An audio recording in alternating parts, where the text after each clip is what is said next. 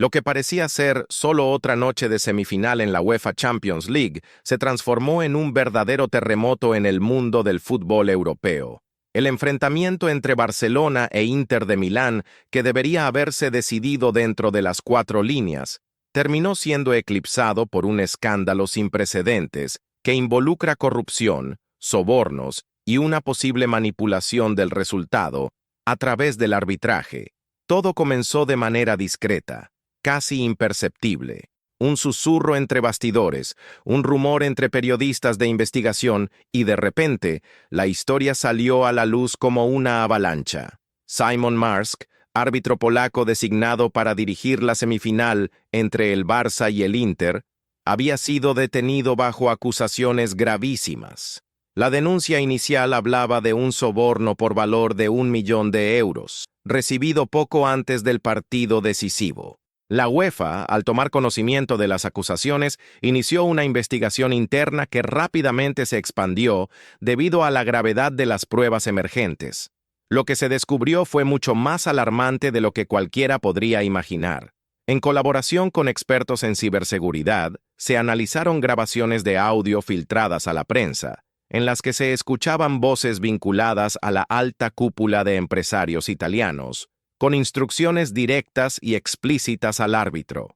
Las grabaciones indicaban no solo intentos de influir en decisiones dentro del juego, sino también mencionaban transacciones financieras sospechosas, transferidas desde cuentas en paraísos fiscales y mediadas por testaferros. El monto, según los analistas forenses, tendría como único propósito garantizar que el Barcelona fuera perjudicado en el campo. La conmoción fue inmediata. Los medios europeos, en especial los diarios deportivos de España e Italia, pusieron el foco sobre el caso. En las redes sociales, hashtags relacionados con el escándalo subieron rápidamente a los primeros lugares entre los temas más comentados. Aficionados de todo el mundo se mostraban incrédulos. ¿Cómo un partido de tal magnitud pudo haber sido manipulado? ¿Dónde estaban los mecanismos de control de la UEFA? Ante la tormenta, la máxima entidad del fútbol europeo convocó una reunión de emergencia en su sede en Suiza. Representantes del Comité de Ética, del sector de integridad deportiva y dirigentes de alto nivel se reunieron para evaluar las pruebas recolectadas. Entre ellas, no solo estaban los audios, sino también documentos bancarios, correos electrónicos que comprometían a involucrados del Inter de Milán, además del testimonio del propio árbitro, quien habría confesado haber aceptado el dinero, aunque afirmando que lo hizo bajo presión y amenazas. En este escenario caótico, el técnico del Barcelona, Hansi Flick, se manifestó por primera vez. En una rueda de prensa marcada por la tensión y la emoción, declaró: «Lo que ocurrió en ese partido no fue solo una injusticia, fue un atentado contra el deporte. La verdad está saliendo a la luz y creemos que se hará justicia. El Barcelona fue perjudicado y eso no puede quedar impune». Fuentes cercanas al comité disciplinario de la UEFA confirmaron que la sanción al Inter de Milán podría ser una de las más severas jamás aplicadas. La propuesta más discutida es la exclusión inmediata del club italiano de las competiciones europeas durante los próximos 5 años, además de la anulación de su participación en la actual temporada de la Champions. Tal medida permitiría que el Barcelona avanzara automáticamente a la final del torneo, sin necesidad de una nueva semifinal. Con el Paris Saint-Germain ya clasificado para la otra plaza de la final, esta decisión enfrentaría a dos de los clubes más grandes del continente en un duelo que sería al mismo tiempo deportivo y simbólico, una oportunidad para restaurar la justicia y el prestigio de la competición más importante de Europa.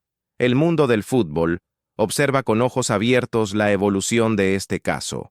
Lo que comenzó como una sospecha se reveló como uno de los mayores escándalos de la historia del deporte moderno. Por primera vez en décadas, un partido de semifinal podría ser anulado y un club podría beneficiarse no por suerte o rendimiento, sino por la fuerza de la justicia y la reparación. Mientras la UEFA se reúne en sesiones extraordinarias para deliberar el destino de los involucrados, los aficionados catalanes comienzan a ver una luz al final del túnel. Tras años de polémicas, controversias con arbitrajes y supuestos complots entre bastidores, parece que el Barcelona podrá finalmente reclamar lo que considera suyo por derecho, una plaza en la final europea. ¿Y qué decir del impacto de todo esto en la credibilidad de la UEFA? La organización está bajo una presión como nunca antes. Críticos señalan que este caso revela una falla sistémica en el control de integridad de las competiciones. Ya se habla incluso de una reestructuración completa del sistema de designación de árbitros, con criterios más estrictos, supervisión externa y auditorías independientes para evitar futuros episodios similares. Mientras tanto, en las calles de Barcelona, la noticia de la detención del árbitro y del posible avance del equipo a la final provocó reacciones de euforia y alivio. Para muchos aficionados, se trata de una compensación tardía, pero necesaria. En grupos de WhatsApp, foros de fútbol y perfiles de hinchas, una frase se repite como un mantra: nos robaron en el campo, pero la verdad triunfó fuera de él. Aún así, hay quienes prefieren la cautela. Jurídicamente, el Inter de Milán puede apelar la decisión, y los entresijos de la UEFA son complejos y están llenos de intereses cruzados. Lo que parece obvio para unos puede ser revocado por cuestiones políticas o falta de unanimidad entre los comisarios. El destino de la Champions, en este momento, se está decidiendo lejos de los terrenos de juego, en los despachos de Nyon. La pregunta que flota en el aire es clara. ¿Será este el momento en que la UEFA demostrará que está dispuesta a reformar el fútbol europeo? ¿O todo terminará en otro encubrimiento más, como tantos otros casos del pasado? El reloj marcaba poco más de las 9 de la mañana, cuando los primeros coches comenzaron a estacionar frente a la sede de la UEFA, en Nyon, Suiza.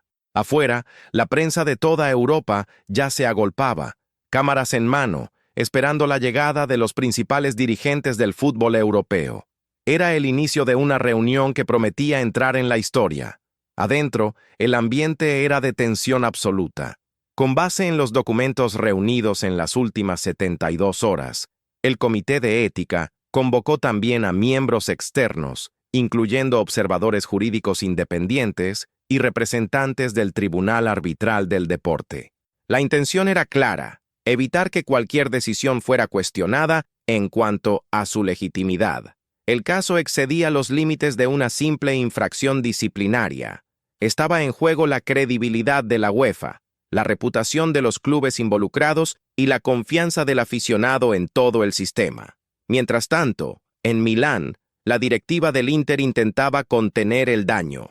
La prensa italiana trataba la acusación con escepticismo, insinuando una conspiración contra el club. En nota oficial, el presidente del Inter negó cualquier involucramiento de la institución en el supuesto esquema de manipulación, afirmando que el club confía plenamente en la integridad de sus dirigentes y en la transparencia de las competiciones. Sin embargo, documentos anexados a la investigación apuntaban conexiones directas entre empresarios italianos influyentes y la directiva Nerazzurri. Por otro lado, el Barcelona optaba por una postura más reservada, pero firme. Sin alarde, el club catalán venía reuniéndose con abogados y preparando declaraciones para el caso de confirmación oficial del castigo al Inter.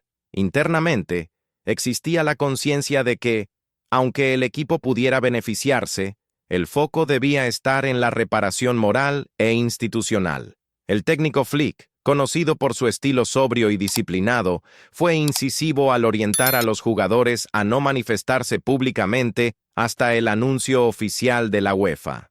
En el campo de las pruebas, el peso de las evidencias era aplastante. Audios interceptados detallaban con precisión reuniones en hoteles lujosos, transferencias intermediadas por criptomonedas y promesas de favorecimiento dentro del partido. En una de las grabaciones más comprometedoras, una voz masculina, supuestamente ligada a un agente italiano, decía textualmente: «Es simple, queremos que él, el árbitro, permita que el juego fluya contra el Barcelona. Nada de tarjetas rápidas, nada de VAR para nosotros, solo eso, y él será bien recompensado». Los analistas de la UEFA quedaron impactados con el nivel de planificación y la sofisticación del esquema. Una hoja de cálculo encriptada encontrada en el celular de uno de los investigados contenía detalles de pagos, seudónimos e incluso códigos para referirse a las decisiones arbitrales esperadas durante el juego. Fue ese material el que solidificó la decisión preliminar. El caso exigía acción inmediata. Mientras los pasillos de la UEFA bullían con idas y venidas de informes, la noticia de que el Inter sería eliminado de la actual edición de la Champions ganó fuerza en las redes. El hashtag Justicia para Barça llegó a la cima de los trending topics en cuestión de minutos. Miles de aficionados repartidos por el mundo comenzaron a celebrar en las redes como si se hubiera marcado un gol decisivo. No era solo una victoria para el Barcelona, era la idea de que, aunque tarde, el fútbol podría ser limpio. La prensa catalana, por su parte, trató la noticia con responsabilidad, destacando no solo el aspecto deportivo, sino la importancia de instaurar un precedente. El diario El Mundo Deportivo estampó en su portada: "No se trata del Barça, se trata del fútbol", mientras que Sport fue más incisivo: "Ahora quien mueve los hilos es la justicia". Aquella misma tarde, a las 16 horas, en horario de Bruselas, la UEFA emitió un comunicado oficial que paralizó el continente. En un documento de más de 30 páginas, se detallaron las investigaciones, las pruebas obtenidas, los testimonios analizados y la conclusión de la comisión disciplinaria. El Inter de Milán estaba, de hecho, excluido de las competiciones europeas por 5 años, con efecto inmediato. La decisión era categórica y sin precedentes. El párrafo final del comunicado era claro: "Ante las pruebas irrefutables y el impacto en la integridad de la competición, la UEFA decide declarar nula la semifinal disputada entre Inter y Barcelona. Por tanto, el FC Barcelona queda oficialmente clasificado para la final de la UEFA Champions League 2024-2025, donde enfrentará al Paris Saint-Germain". La conmoción fue instantánea. La sede del Barcelona, en el Camp Nou, se convirtió en escenario de celebración. Cientos de aficionados comenzaron a reunirse con banderas, camisetas y gritos de alivio y emoción.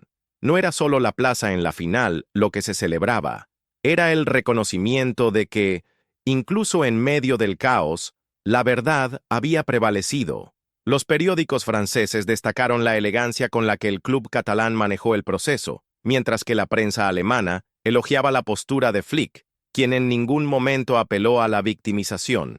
En contraparte, los diarios italianos hablaban de vergüenza nacional y especulaban sobre el impacto de esta decisión en el fútbol del país.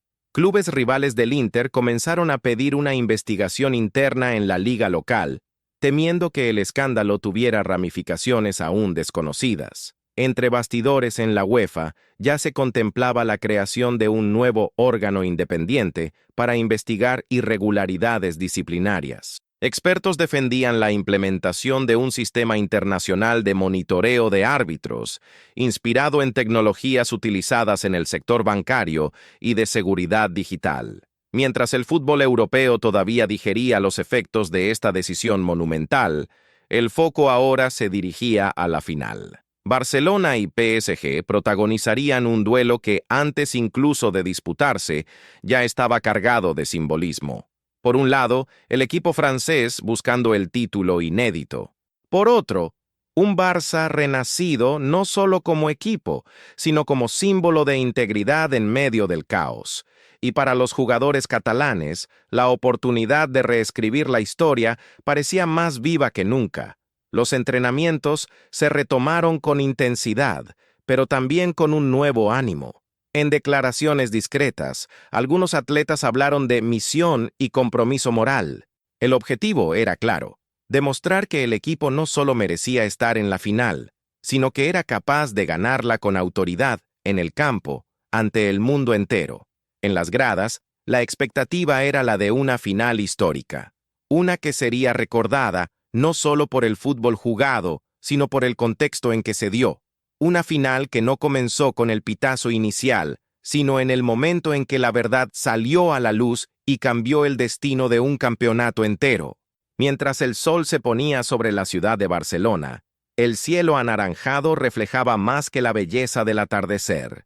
representaba un nuevo amanecer para un club que, durante años, convivió con dudas, críticas y desconfianza.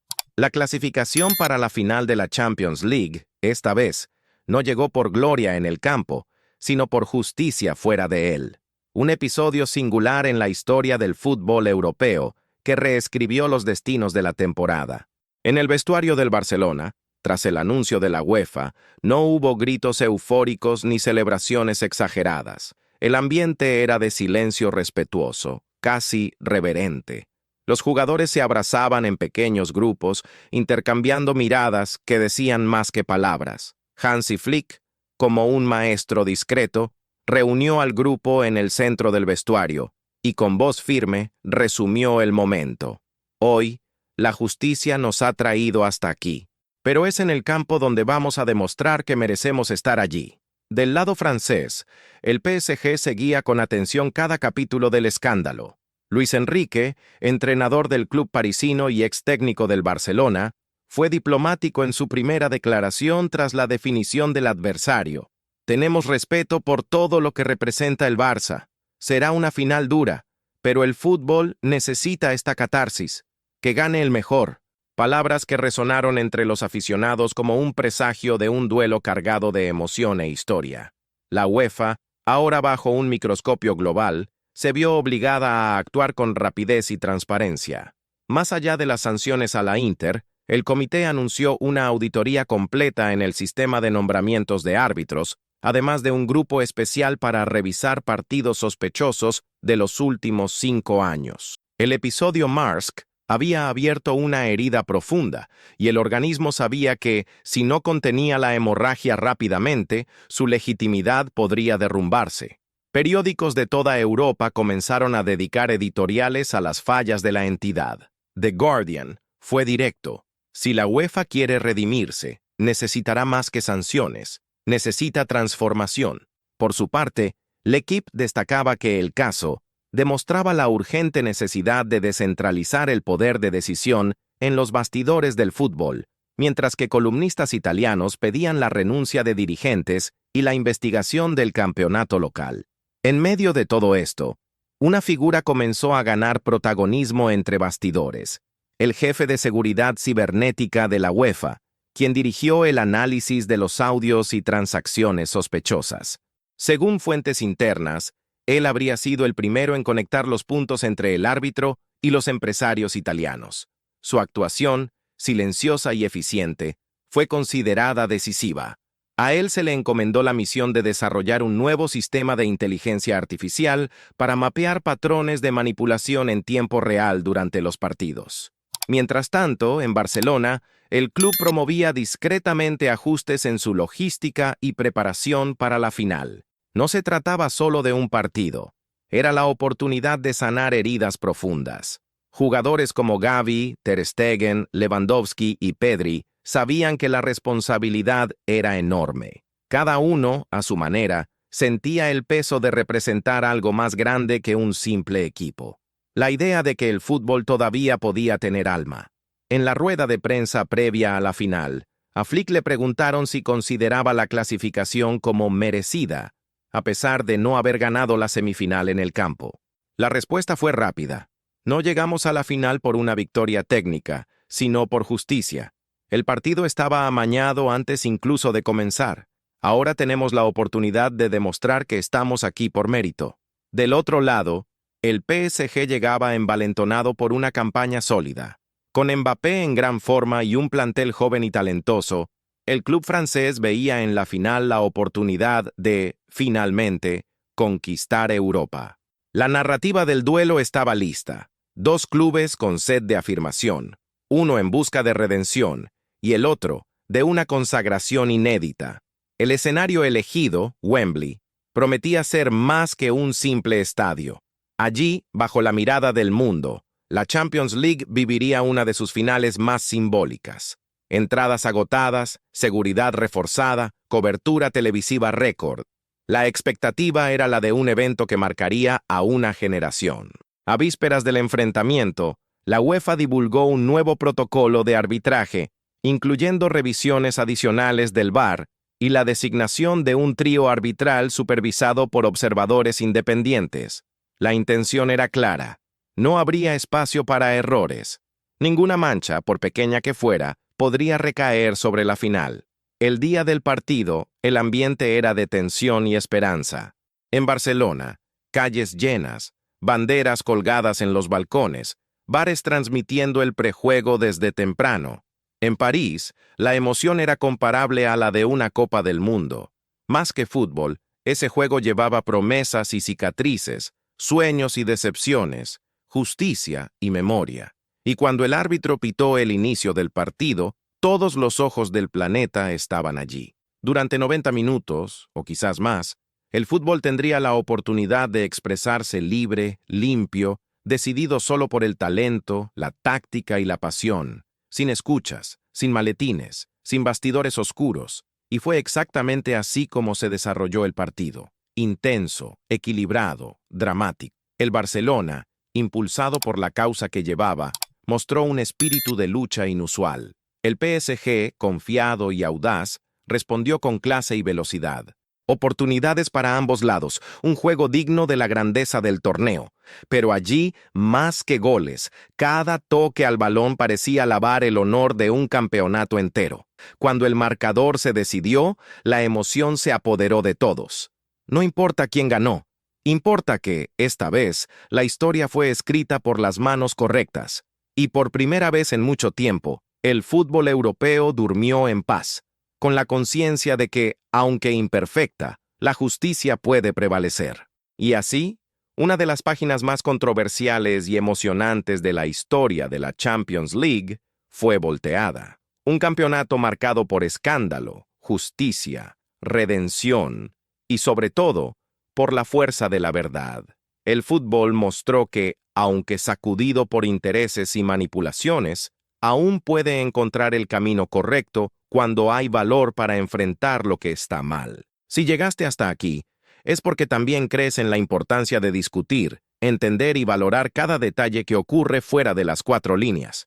Así que, si te gustó este contenido, no olvides dejar tu like. Eso ayuda mucho para que más personas conozcan esta historia. Y claro, si quieres seguir al tanto de todo lo que pasa en el mundo del fútbol, suscríbete al canal y activa la campanita para no perder ningún episodio, ninguna polémica, ninguna vuelta como esta.